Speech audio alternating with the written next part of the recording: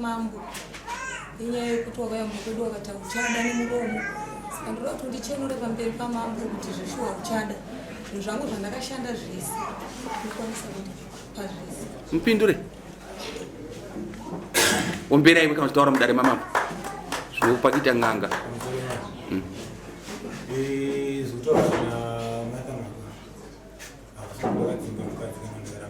Urikumuda here? Mutaurire kana kuti muda kuti mama ndikudai. Enda padhuze naye usine kuti nganga musoro.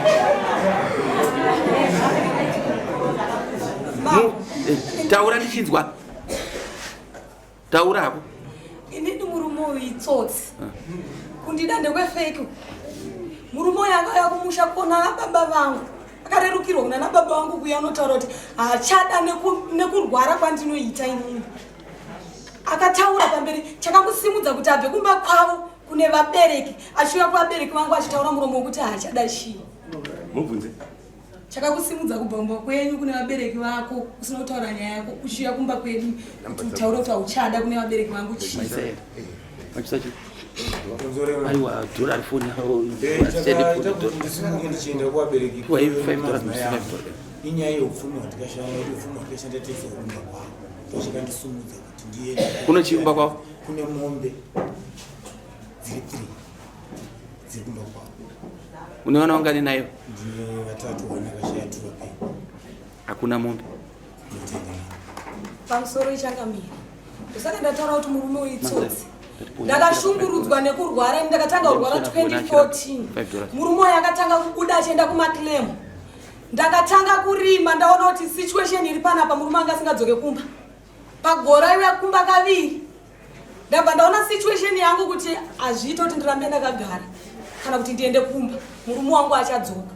Ndakapuwa fertilizer yehurumende pfumvudze yekuti ndirime chibage. Andira kukwanisa kurima chibage ndakabva ndatanga kurima foja. Ndozatenga mombe. Ndozatenga mombe. Uya hapo. Akazoya gore rakatanga kutenga mombe yekutanga. Ndogore rasvika. Achisvika munda ndinokumbira. Stand takapuwa nasekuru hanzvadzi yamai vake. Munda ndinoita wokukumbira mumaraini.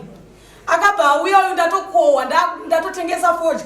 Ndabva ndati bamwana panapa ndawana kamari aka. Kune vari kuenda kudande kunotenga chii? Kunotenga mombe. Madii maenda. Zveshuwa murume wangu akabvuma kuenda. Akabva aenda ndakamupa $500. Ndichifunga kuti mombe achadzoonawo dzakachipa dzichitawo ma250 aya nemombe mbiri. Akauya neimwe chete. Achiti mombe ndaiona ichiita 390. Imwe mari ndadya murodhi. Asvika ndakasarwa ne$100 mumba. Murume yatina mombe akandibhadharisa $100 yekutina mombe yandiri kuti ndiri kushanda naye kuti tichengete mhuri.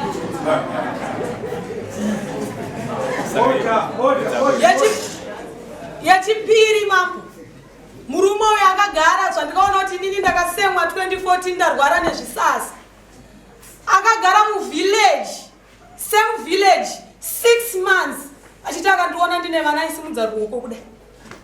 Ndakaona kuti hapana handina rwendo handina kwandiri kuenda. Asi handina kuda kuti handichada. Gore iro ratabva mukrisimasi uyu ndopaakazouya. Auya murume uyu akauya ne2 kg yeshuga ne2 liters yomafuta neraisi ne2 loaves dzanga dzakati kutonge dzanga dzakatsikwa here kana kuti nyaya yekudhakwa handizive zvangu. Ndozvinhu zvaakauya nazvo pa 6 months ari kumazuva.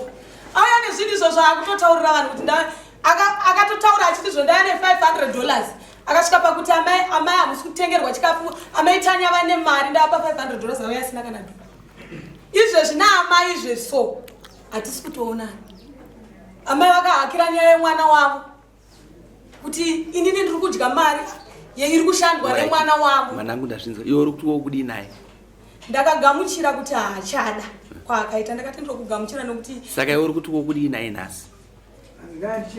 Handichenure. Akangotaura nemuromo kuti haachada. Hanzi bvisa dhora rekuti hauchada chikwati chata. Bvisa umbu.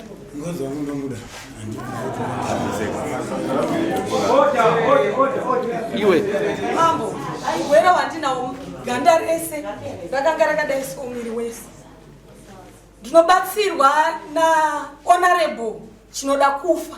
Vasati vapinda paMP inini ndiri PC youth PC. akandoona ndisimuka ndichiimba ndopakati mwana wangu chii chiri kuitika pauri ndakati handina anondiendesa kuchipatara dambudziko rangu ndere x saka mari yandirotorarama nayo kuti ganda rangu ritoita unge zviri nani kudai so kubatsirwa navachinoda kufa asi murume ndinaye ndichitoti wari baba wari basa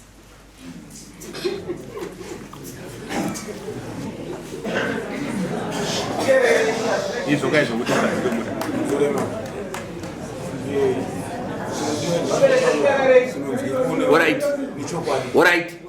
Alright, teerera unzwe zvatutaura. Simuka umire. Enda kuseri kwepeji rako. Ukamira chete wakadai sezvawakaita izvi. Zvinotaura zvakutaura kunyepa kana kuchokwadi.